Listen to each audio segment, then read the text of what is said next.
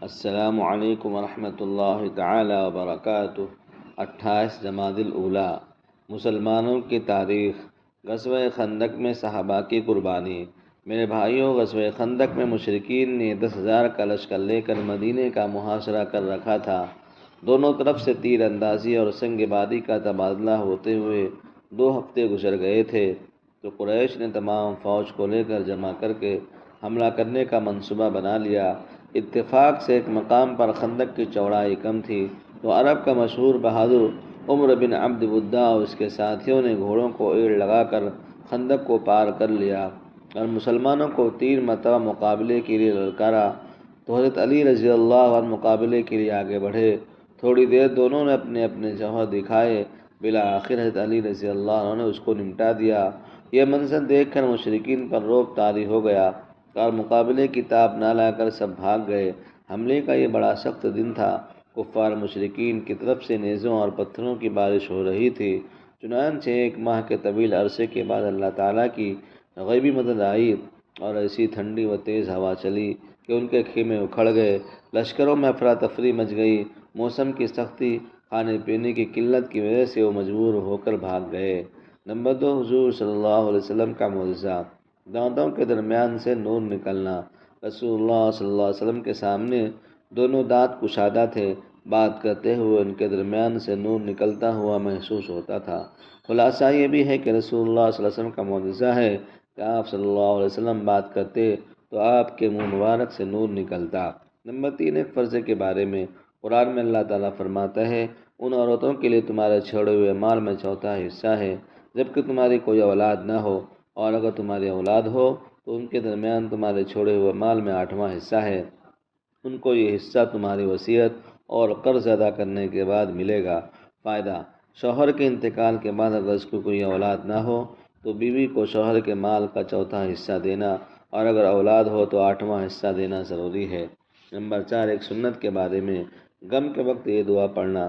رسول اللہ صلی اللہ علیہ وسلم غم مصیبت کے وقت اس دعا کو پڑھنے کا اہتمام فرمایا، انا للہ و انا الیہ راجعون، اللہم اجرنی فی مصیبتی واخلف لی خیرا منہا۔ ہم سب اللہ کی ملکیت میں ہیں اور اسی کی طرف سب کو جانا ہے، تو مجھے میری اس مصیبت میں ثواب دے اور مجھے اس سے بہتر بدلہ عنایت فرما۔ نمبر 5، ایک عمل کی فضیلت۔ رسول اللہ صلی اللہ علیہ وسلم نے فرمایا، جو اللہ کے راستے میں قتل کیا جائے یا اس کو موت آ جائے تو وہ سیدھا جنت میں جاتا ہے۔ نمبر 6، گناہ کے بارے میں سرگوشی کرنا۔ قرآن میں اللہ تعالیٰ فرماتا ہے، اسے سرگوشی یعنی خفیہ مشورے صرف شیطان کی طرف سے ہے، جو کہ مسلمانوں کو رنج میں مبتلا کر دیتا ہے۔ وہ اللہ کی مشیت و ارادے کے بغیر مسلمانوں کو کچھ بھی نہیں کر سکتا، اور مسلمانوں کو اللہ ہی پر بھروسہ کرنا چاہیے۔ نمبر 7، دنیا کے بارے میں قرآن میں اللہ تعالیٰ فرماتا ہے، کیا تم لوگ آخرت کی زندگی کے مقابلے میں دنیا کی زندگی پر راضی ہو گئے؟ دنیا کا مال و متاع تو آخرت کے مقابلے میں کچھ بھی نہیں، یعنی مسلمانوں کے لیے مناسب نہیں ہے کہ وہ دنیا ہی کی زندگی پر راضی ہو جائے اور دنیا کے تھوڑے ساز و سامان اپنی خاطر آخرت کو برباد کر دے۔ نمبر 8، آخرت کے بارے میں جنت الفردوس کا درجہ۔ رسول اللہ صلی اللہ علیہ وسلم نے فرمایا، جب تم اللہ تعالیٰ سے سوال کرو تو جنت الفردوس کا سوال کیا کرو، کیونکہ وہ جنت کا سب سے افضل اور بلند درجہ ہے، اور اس کے اوپر رحمان کا عرش ہے اور اسی سے جنت کی نہریں نکلتی ہیں۔ نمبر 9، طب نبوی سے علاج۔ سفر جل سے دل کا علاج۔ حضرت طلحہ رضی اللہ تعالیٰ عنہ فرماتے ہیں کہ رسول اللہ صلی اللہ علیہ وسلم کی خدمت میں حاضر ہوا تو آپ کے مبارک ہاتھ میں ایک سفر جل تھا۔ پھر آپ نے فرمایا، طلحہ اسے لو، کیونکہ یہ دل کو سکون پہنچاتا ہے۔ نمبر 10، نبی صلی اللہ علیہ وسلم کی نصیحت۔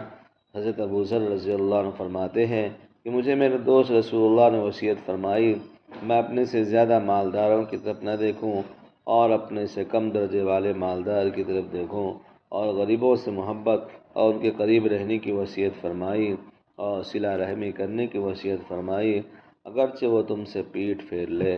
اللہ تعالی ہم سب کو عمل کرنے کی توفیق عطا فرمائے۔ آپ سے گزارش ہے کہ آپ ہمارے اس پیغام کو تمام گروپ میں شیئر فرمائیں اور روزانہ آپ پابندی سے سنا کریں۔